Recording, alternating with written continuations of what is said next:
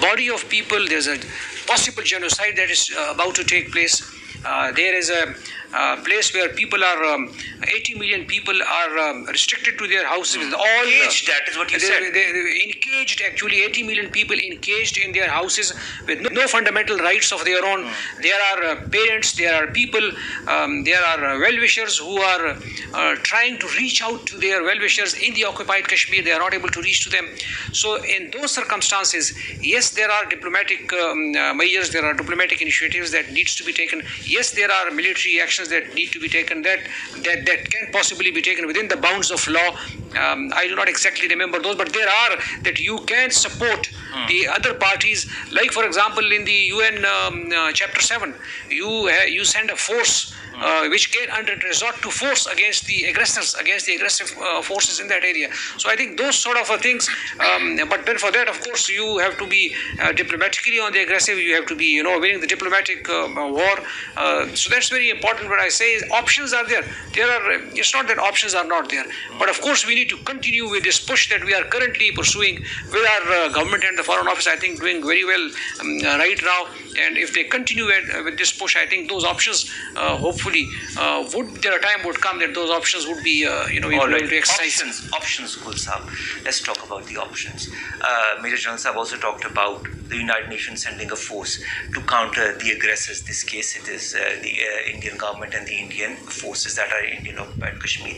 Now, when a resolution is in United Nations since decades and it is not being worked upon, do you think the United Nations or any other body, whether it be the European Union or any other foreign body, will they send a force, let alone a delegation to India to talk about this issue? What's your take on that?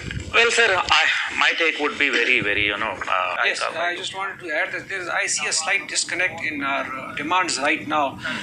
Yes, it is very important that the curfew is lifted. It is very important that the medicine and food reaches. It is very important that people get connected to their near and dear across the world. It's very important, but that's not enough. We are presently homing on the lifting of the curfew and humanitarian angle. The actual thing is that we should be eyeing for, we should be struggling for, is to follow through this, because India cannot be allowed to maintain the status quo or a fait that it wants to, in fact. That actually it wants to. So what we have to actually do is that we have to tell the international community that here is a problem that leads to such type of situations every now and then brings the two nuclear powers, eyeball to eyeball. So therefore, there is a requirement to follow through and make these stakeholders sit and resolve this issue once and for all, lest it turns into a very nasty situation for the region as well as for the international community. What about the pragmatic response that they talked about, the economic clampdown on India by the different powers that be, whether it be European Union, the United States or other countries that have invested heavily in India, and India has also invested Well, I think in realpolitik, it's a very tall order. Only last night we were into one of the diplomatic functions and, we were talking to the diplomats of various countries. Yes, there is a lot of realization in the European community, in the Western community, that things are not normal what it used to be. But at the same time, they were also alluding to the real politics. At the same time, they were alluding to the economic interests that their countries have got. Like, for example, the French have got a lot of interest in economic interests, selling of Rafale to the Indians, and all that. So likewise, the United States has a lot of economic interests with India. They have a lot of interest with India vis-a-vis even their geostrategic positions, vis-a-vis their containment of China. So I think it's very difficult to expect a lot from them. But I think the line that we need to pursue and force the international community is on the humanitarian lines. I think that's a very strong line in which the international communities, the Western communities people, the common people are likely to be, compelling their governments to take a course which is, morally on a higher ground, which is on the humanitarian ground. So that is what I think it is a line we need to follow. Abdul Hamid Gul Sahab, we should pursue context, because you can never change your neighbors, because we have here two great powers in our region. We have Russia, we have China, and we have very important neighbors like Iran. I think when we take all these people on board, I think our options to generate pressure, desired pressure on India would increase manifold. All right. Thank you very much to all three of my guests, Major General Saad Khattak Saab,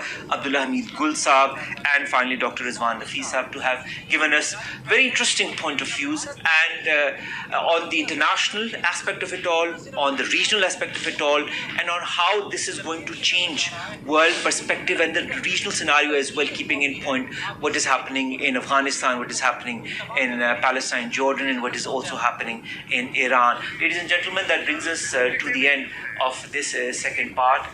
Umar Khalid bids you farewell from this transmission. We will be, of course, continuing this throughout the day. But one thing is for sure, that Pakistan stands and will always stand politically, diplomatically, and morally with the people of Indian occupied Kashmir, and will continue to put and exert the due pressure on the international bodies as well as on India directly and indirectly, so that they give the due right to the hapless people of Indian occupied Kashmir. We want them to get their due rights to self-determination. After all, above all, it is a humanitarian issue. Allah Hafiz.